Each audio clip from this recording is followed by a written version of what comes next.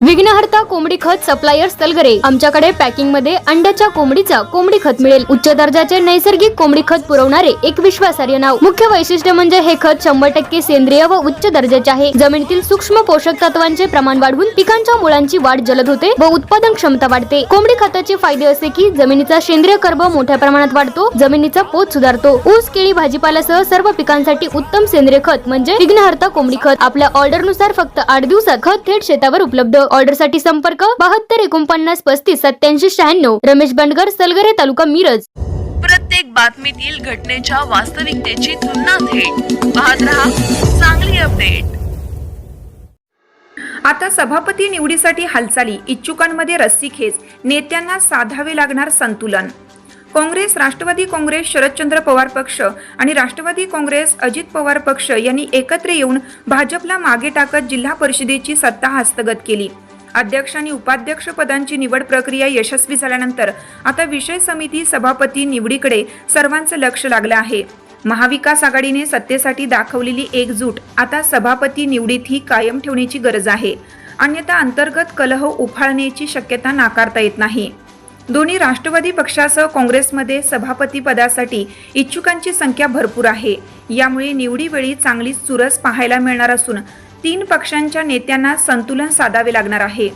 पक्षांतर्गत नाराजी होऊ नये यासाठी मनधरणीचे प्रयत्न सुरू झाले आहेत। जिल्हा परिषदेत अर्थ, बांधकाम, शिक्षण, आरोग्य, समाज कल्याण, महिला व बाल कल्याण, कृषी व पशुसंवर्धन आदी समिती सभापती पदासाठी स्पर्धा आहेत। जिल्हा परिषद अध्यक्ष हे स्थायी समिती आणि जल व्यवस्थापन समितीचे पदसिद्ध अध्यक्ष असतात, तर उपाध्यक्षांकडे 2 पदे असतात। उर्वरित 4 पदांसाठी शिक्षण, आरोग्य, बांधकाम आणि महिला व बाल कल्याण अशा महत्त्वाच्या समितींवर वर्णी लागण्यासाठी सदस्य नेत्यांकडे धाव घेत आहेत। विशेषतः बांधकाम, अर्थ आणि शिक्षण समितीवर प्राधान्य मिळवण्यासाठी हालचाली तीव्र झाल्या आहेत। महाविकास आघाडीने अध्यक्ष उपाध्यक्ष निवडीत दाखवलेला समन्वय सभापती निवडीतही अपेक्षित आहे। तिन्ही पक्ष आपल्या सदस्यांना प्रतिनिधित्व देण्याच्या भूमिकेत आहेत, मात्र सर्वांना संधी देणं शक्य नसल्याने तडजोडी करणे अपरिहार्य ठरणार आहे। पक्ष नेत्यांनी सर्वांना सोबत घेऊन नाराजगी टाळण्यासाठी भेटीगाठी व चर्चा सुरू केल्या आहेत। दरम्यान विरोधी पक्ष भाजपकडूनही सदस्यांना सभापती पदासाठी प्रयत्न सुरू आहेत, पण सत्ताधारी गटाची एकजूट त्यांना आव्हान देणार आहे। सभापती निवडीसाठी काँग्रेस, राष्ट्रवादी, अजित पवार पक्ष, राष्ट्रवादी शरदचंद्र पवार पक्षासह शिवसेना, उभाटा या पक्षांना सभापतीपद मिळू शकते अशी शक्यता वर्तवली जात आहे।